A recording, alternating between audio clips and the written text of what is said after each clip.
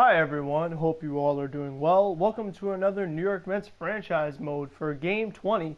As Game 19 did go pretty well, got a little closer than it should have, had the big 2 home runs with Yoenis Cespedes, but that Braves lineup definitely is very tough. You know, guys like Freddie Freeman or Ronald Acuna, I mean, they could just get the team right back in the game in a hurry, but I'm glad that we don't have to face them anymore, and we're going to go back to facing the Brew Crew, who we just played the series before the Atlanta Braves, and you know what? The way this season was set up in real life, it's like, okay, well, this is another game that, you know what, they're getting the Brewers out the way early, which I find very interesting that, like, they did that in back-to-back seasons with a particular team. And just thinking about, like, how important the Brewers were for the Mets, like, in the grand scheme of things, how the season went, it's just like, well, okay, if you could have, you know, maybe beat this team more in the head-to-head matchups, then maybe you have that wild card spot, and you're the team facing the Nationals, and if the Mets could pull off that victory, who knows, maybe they're in a really good situation going into the playoffs and whatnot. But you can only hope for the best, as we always have to move these lineups around. The 13 games, and we're almost at our off day, which, like, it shouldn't seem like a major accomplishment, but it kind of is, honestly, with the way this has gone. So I think what I'm going to do is I'm going to have to get a little creative here. I mean, I don't love Nunez. I don't even care lefty righty at this point. He's just been so bad. So I think I'm going to have to start Brandon Nimmo against a left-hander, which, I mean, not the biggest deal in the world. His numbers actually look kind of better against lefties. His contact is higher. His power is a little lower, but I think I'll be able to handle it. The really big problem with Nimmo and just like lefties in general in this game, it's not so much stats I worry about. It's more so like the angles that I get. You know what I mean? Like sometimes I feel like I literally just can't pick up the ball as well as I do with a right-handed hitter. So that's just usually how it goes for me. But we will move the lineup around a lot here as Cespedes, because he had the good game, he's going to play again. You know what I mean? I feel like maybe this is pushing it a little bit, him having him play 3 days in a row. Like, I don't exactly know what his schedule would be. I mean, there's just a lot of unknowns surrounding Yoenis Cespedes, honestly, like with how they were going to navigate with him for the season. It was just like, okay, well, when is he going to come back? When is he going to play the field, and how often can he play the field? You know what I mean? So it's like, and here we have a wonderful look at all my acquisitions, and most of this was not me. The last thing I did was the Guillorme, sending him down for Cespedes. The rest of this, the computer decided what to do. But we look at the lineups. This lineup, like I said when I faced him the first time, definitely a lot easier to navigate than a Washington Nationals or an Atlanta Braves or something like that. So definitely hoping for the best. Hopefully I can do well against the Brewers again. This time we are at home in Citi Field, so we got to make the most of it. Oh, Rosario boots that one, overruns it. Man, you can't hope for back-to-back good plays from Rosario, I guess. Just asking a little too much. Oh, great right to face Yelich again. That's the one guy I really am not looking forward to facing again. I mean, he really makes this Brewers team, like, you know, this is why a guy is in the running for the MVP. You can understand why. It's like every single year he's right there in the MVP voting, because he's just one of the best players in baseball. So, I mean, because he does it all. That's the thing about Yelich, is that, like, you know what? He can hit for an average. He can hit for power. He could run really well. He could play the outfield well. Like, and see, this guy just does it all. And when you have Ahmed Rosario just booting balls for the batter in front of him, it makes the Brewers a lot harder to navigate around. So, I mean, that definitely does help. I mean, look at the pitch he hit. That thing is way outside the strike zone, and he's able to just go right with it and take it to the opposite field. I mean, he is a very good player. You see, the thing is that, like, I say it all the time, but you can't have these little... Do you see what little defensive mistakes cause? Do you see this? 2 runs for the Brewers. They're up in front. Inning should have been over, but it's 2-0 Milwaukee. It's like, come on, Rosario. I swear. And the thing is, too, is that while this is going on, Michael Walker's pitch count is just going up, up, up. And we know he has such a terrible stamina rating in this game that it just makes it so much harder. That was a hanging curveball. Missed that one. Oh, well, good timing. Oh, wow.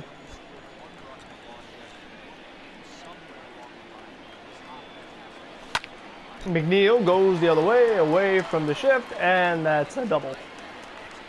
I feel like that's pretty much all my doubles with McNeil, is when I go to the opposite field when I'm late on a pitch and just go away with it. And I don't know, I feel like Jeff McNeil isn't really a guy that you could shift against, because he could put the ball anywhere. He's just an all-around good hitter. So let's see if Rosario can make up for his defensive blunder with something on the offensive end. Cano able to bloop one out there, base hit. I'm sending one run, I'm sending the other run. It's a 2-run single for Robbie Cano, and the New York Mets tie it up at 2. All right, so we're right back in a brand new ball game. We're even in the first inning. I like it. Ramos goes the other way. Nice play by Justin Smoke. Inning over. Good timing. Wow. Jeez, Justin Smoke, an MVP for the Brewers now. Forget the actual MVP winner, Christian Yelich. I mean, really, the guy is Justin Smoke. That's one thing I didn't mention when I was making the lineup, but Jeff McNeil is really such a luxury. That versatility, such a breath of fresh air, honestly, when you think of how many star players are so one-dimensional. They only play one position. It is so nice to have a guy like Jeff McNeil who, you know what, I need him at second base today, or I need him at third base, or I need him in left field, or I need him in right field. Like, I mean, Jeff is just so awesome. And the thing is, that's not like someone like Eduardo Nunez who, okay, he could play a lot of positions, but what does he do for you offensively? You know what I mean? It's like, okay, the guy could play a lot of positions, but is he worth having in your lineup? And yeah, because Jeff McNeil is one of the better hitters in baseball, so he's definitely worth it. And here's the other thing. It seems like no matter where they plug Jeff McNeil in, he plays pretty good defense. I mean, he always ranks, at least last year, he ranked as the top-rated defender for the Mets, no matter what position he was playing. And that isn't saying too much considering how bad the Mets are defensively. But still, it's just such a testament to what an all-around player Jeff McNeil is, that he's this great hitter that can give you the 300-plus average. He could be in the batting title race, but he also gives you quality defense at plenty of positions. So I think he's someone that is super underrated. I mean, I saw the top 100 list for CBS, and McNeil was in like the 90s or something, and that's pretty disrespectful. I mean, this is a guy that made the All-Star team last year. I swear, every single game, Brandon Nimmo gets robbed of calls. What is it? I don't get it. But yeah, McNeil is great. Nimmo is pretty great too, as he puts one the other way, looking like McNeil going away from the ship. I wanted to try for 2, but I probably would have been out there. But leadoff hit for Brandon Nimmo, despite the umpire. Oh, McNeil going the other way again. That's a tough play in the hole. Throws him out. Oh, my goodness. What a play by Orlando Arcia. Jeez Louise. Robbing McNeil of a hit. Wow. Oh, Alonso couldn't make that play. Oh, man. And now Nimmo, what are you doing? Jeez Louise, man. The defense is like so dumb, man. Like, it's honestly insane. It makes zero sense. What was this? I mean, we have to see this again. What was this? I mean, first of all, okay, you know, Alonso, he tried to pick it up. It was hit pretty hard. All right, can't pick it up. Fine. Then Nimmo, he's going for the ball, right? It puts a glove on it. No, I don't pick up the ball, but I'm staring at the ball. But what I'm going to do is, instead of turning around, I'm just going to keep running, run into the wall, you know, take my sweet time. Now I'm going to go pick up the ball and give a nice little weak throw into second base. Like, why? You know, that shouldn't even be a thing. You know what I mean? Like, why does stuff like this happen all the time? So now a runner's in scoring position against a hitter that always seems to drive in runs against me, Avisaíl Garcia, as he hits one to deep left field. Back goes Yoenis Cespedes, and it's out of here. Right on cue. Alonso, good timing, a weak result, a crazy play almost gets him. Cano, don't you know, up the middle, 1 and 2, inning over. Good timing, weak result on a fastball down the middle. My goodness, it's like, I don't know, it has become to the point now where it's like we have these themes, we have these things in common that happen every single game. We have the sideline reports that I cannot skip, which I'm trying my best, but we obviously have the defensive craziness, especially in the outfield. We have the good timing, weak results, or no contact at all. We have the umpires robbing me of ridiculousness all the time, especially with Nimmo. We have my starting pitchers only be able to go 5 innings, so it's just like, I don't know. We know a lot of what's going to happen pretty much before I even start pressing record. And we know that I'm going to cry and complain because it's just so, this game is like, I don't know. I hope it's not me, but the game just feels difficult, honestly. It feels difficult.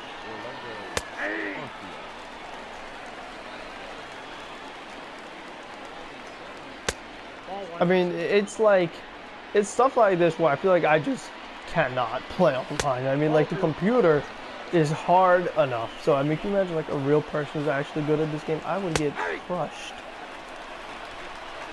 I mean, I guess I would make for an entertaining video, but I don't know. I think for the sake of all of us, it's probably best not to do it, as now we get a little double play ball and turn it, finally. Ramos lines one to center field. Lorenzo Cain right there, good squared up. What is that? What just happened?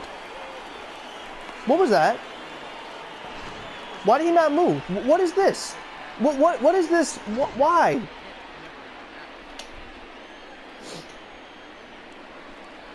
I swear, I make up ways to just, like, make these games hard. I do. I really do. I mean, like, it's something new. At first, I thought, like, oh, well, it's always the same stuff, you know, good timing or umpires or, you know, errors in the field. Now it's just, let's become a statue and completely freeze and get picked off. Because why not? I mean, that'd be a great idea. And let's get a slide. I mean, this is what all right, so never mind. Maybe Dom does stink. Maybe it's not. I mean, slider down the middle. Good timing and doesn't even put the ball in play. Maybe it is Dom's fault. Maybe it's not me. Nope. Golly. Oh, Alonso drives one out to center field. Lorenzo Cain right there with good timing. Ugh. This thing, I've wasted Wilson. I'm exhausting Wilson in a freaking loss. That's it. I'm bringing in Gazelman. I lost. I quit. I give up. I freaking give up. I'll let him face the lefty and he's out. He has no confidence left. Jeez. Rosario drives it left field at the wall. It's caught, of course.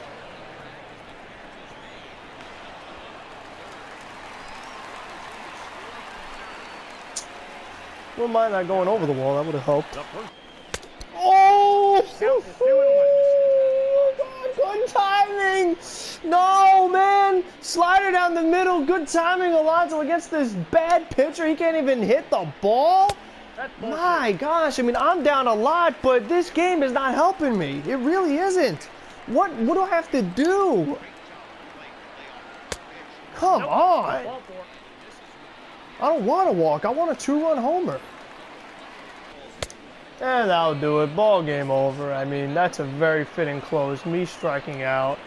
That was definitely the worst game of the year, obviously, by far. I mean, that's probably my first loss where it was just like, I lost by a lot. I had no shot to get back in it. And, you know, I mean, I don't even know what it was in particular. I mean, obviously, the two errors, they don't look great, obviously. But I don't know, man. It definitely was a weird one, no doubt about it. I mean, you look at Waka, he technically only allowed 2 runs. Of course, I missed the timing with Brock, and it's a solo homer. And then Wilson, that was a disaster. I mean, look at that right there. 3 runs, 2 walks. He was able to get 1 batter out. He's completely shot, so I can't use him for, I guess, another week. I mean, I had to use Betances more than I would have wanted. Because my thing was, I had a feeling I was going to lose, so I just want to go Wilson 8, Gazelman 9. That's it. Don't waste Betances. Don't waste anyone else. But, I mean, Wilson was just so bad. I had no choice but to pull him. Of course, I had into a couple double plays. I had my good timings, but, I mean, the 10 strikeouts is a joke. I never strike out that much. I mean, so that definitely was extremely disappointing. It stinks. I mean, I guess it's going to happen every now and then, but it shouldn't have happened, honestly. Like, Brett Anderson should not completely shut me down like the way he did. I definitely have done a lot better offensively than that. But, I don't know. I guess I'll have to rewatch it, you know what I mean, while I'm editing it and see where I went wrong and how it could improve. Because, you know, that's the thing with a lot of sports. It's just like, well, you know what? You had a bad loss. Things didn't go your way. But how can you get better? What changes can you make to not let it happen again and just be a better team to show improvement? And if you're a team that, you know, like the Mets have not made the playoffs, can you make those improvements to become a playoff team? And I think that's really important, you know, in these head-to-head matchups against these teams in the National League. We know that in a normal season, the Mets' route to the playoffs is going to be through the wild card. I mean, you don't see them having a better record than the Braves or the Nationals. So it's going to be the wild card, and the Brewers, I mean, they could be a team that's in the running yet again. So I mean, these matchups definitely are important. Not a great way to start the series, but hopefully that does not set a tone for the series, that I really am able to bounce back and really finally get a dominant outing from DeGrom. I really have got to try to get him going. That will help the team out a lot. But what would also help is that if you maybe hit the like button or subscribe button, you don't have to, but you can, you know, nothing wrong with that. But until the next one, be safe, be smart, be healthy, and see you in the next one.